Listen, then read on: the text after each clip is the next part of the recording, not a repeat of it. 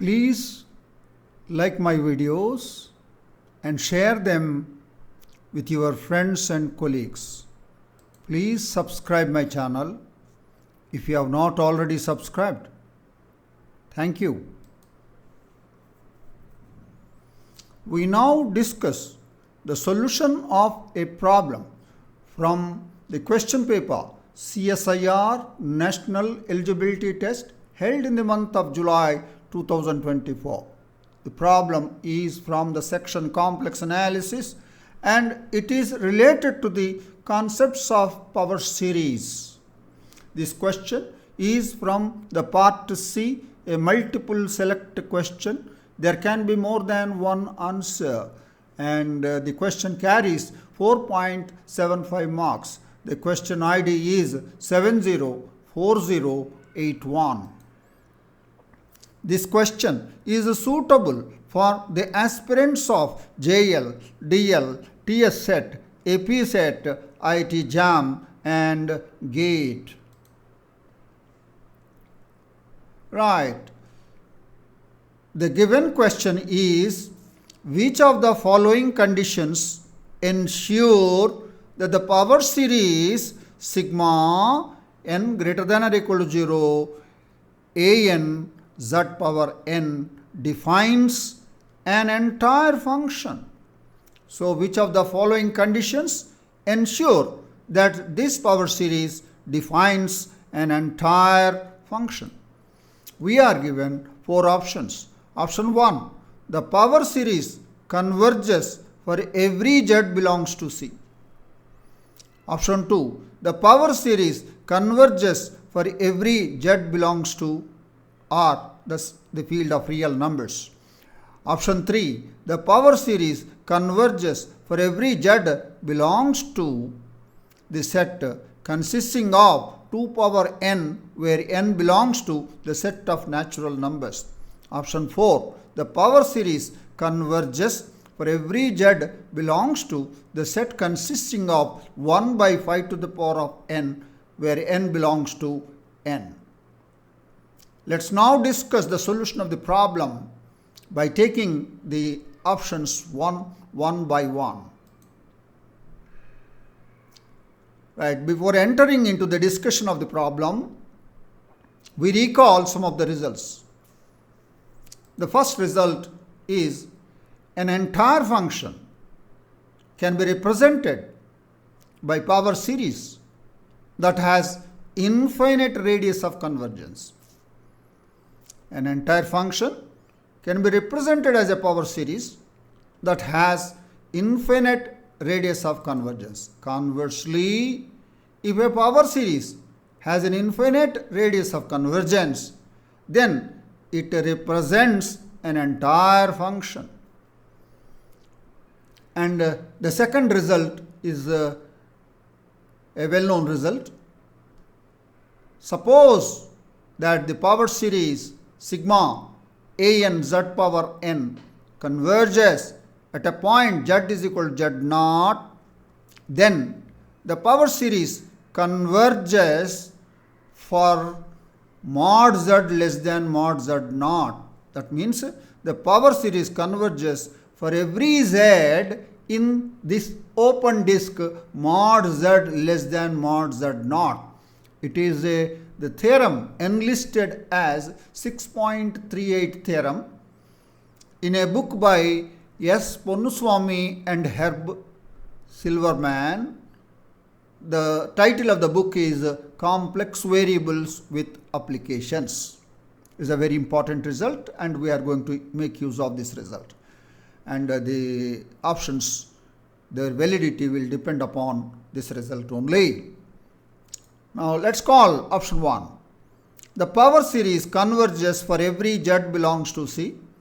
By this hypothesis itself, that it is converges for every z belongs to C, therefore its radius of convergence is infinity, therefore it is an entire function. So this option is very trivial, but I will show you as if that I am using option 2. So let z naught be an arbitrarily chosen point from the complex plane C. and take the power series converges for every z belongs to C, implies the power series converges for every z belongs to C, therefore it converges at z is equal to z naught, where z naught is an arbitrary point. Use this theorem now. Then the power series converges at every point in the open disk mod z less than mod z naught. Since and it converges at every point of mod z less than infinity. Why? Because z naught is arbitrary, and as z naught varies, mod z naught will tend to infinity. Right. So it is true for every z naught. Therefore, it is true for mod z naught, however large it is, and therefore it converges every point and mod z less than infinity. It converges at every point of mod z less than infinity implies that the infinite series has an infinite radius of convergence. So, if it has an infinite radius of convergence, then the power series defines an entire function. Therefore, option 1 ensures the power series defines an entire function. Right. So, option 1 ensures that the power series with this property given in option 1 defines an entire function. Let's move to the next option. Option 2. The power series converges for every z belongs to R. It is the same result. Same result you have to use. Let z naught be an arbitrary point of field of real numbers. And the power series converges for every z belongs to R. We have taken the statement implies the power series converges at this point because z naught is an arbitrary point. Use that theorem, then the power series converges at every point of the open disk mod z less than mod z naught. And z naught is an arbitrary real number. So, as z naught is moving towards infinity, mod z naught will tend to infinity.